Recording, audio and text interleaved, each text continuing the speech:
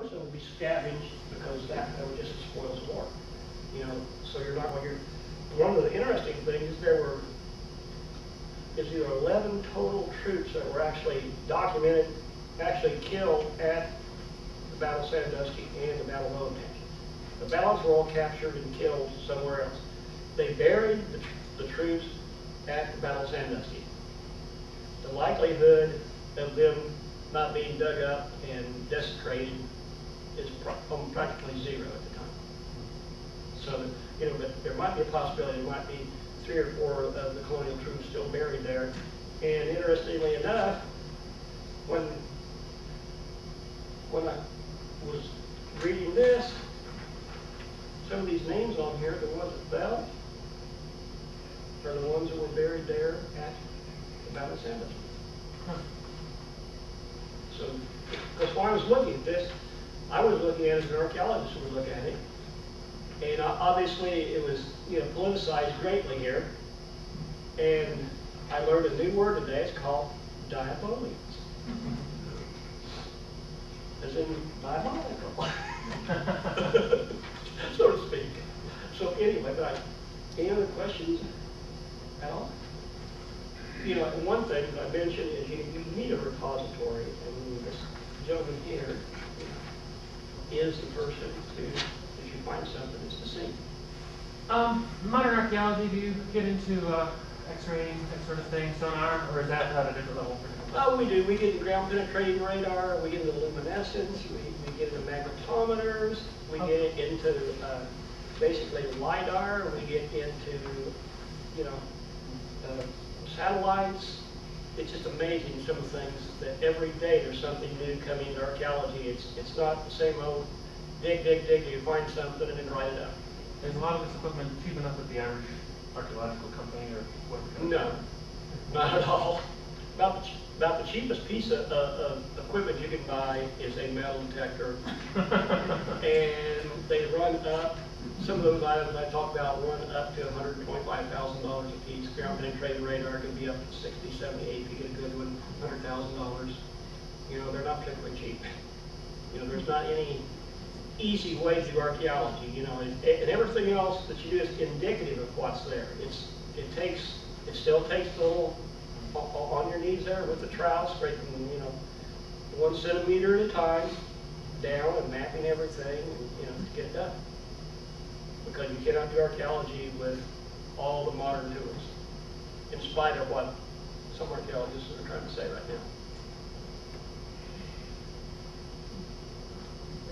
Or as Doug Spokey said, that's all, folks. Just one more question. In terms of, since the site at Battle Island undoubtedly was scavenged for the spoils and to take anything, there would have been, and since the firing into Battle Island was part of the area that was being scavenged, wouldn't it stand to reason that there would be fewer items there and more items found in the retreat site? Actually, when you're retreating, you dump a bunch back. You know, you just impedes your speed. So, you know, as was alluded to before, you know, the majority of them had horses, but a few of them didn't. They were more mounted infantry than they were anything else, with few exceptions. So they took off on their horses, providing that they were able to control the horses during all the fire. You don't know how many of the horses were actually lost. You know, you might even find some horse bones there. Of course, something that recently killed would have been eaten by the Indians anyway if they needed immediate food and they knew it was killed within so many hours, they just cut it and eat it anyway. But, you know, but that swath of land going in between the 2 battle sites could be 5 miles wide. And you talk how many square miles in that area? And you feel confident that from the archaeological digs that Battle Island was located?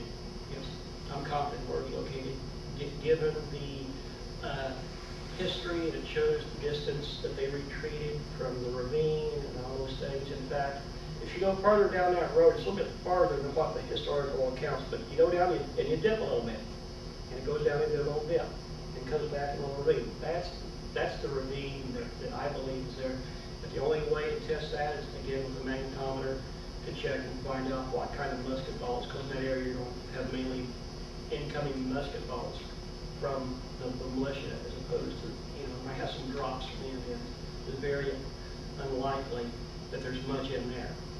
Now, once you get away from there and moving into those little, what I call the grassland swamp situation, where just intermittent here, there, then there's a possibility within that first 2 mile area, a 2 mile square area, there's more of an incident, because that's early on in the flight. And then when they got to about Olentangy, it's a little bit different there. It's because they had organized. They got to the point where it was a level of organization, it wasn't a total rout. Then they were able to put up a stand. And I guess that once the tribes realized that they had 59 warm bodies that they could, consume, their hate with, that they didn't need to chase them anymore. But it was more an idea where the Butler's Rangers weren't available to them anymore. But I get the general impression the Shawnee were the ones that wanted them more than the Delaware, the Hurons, and the other Indians.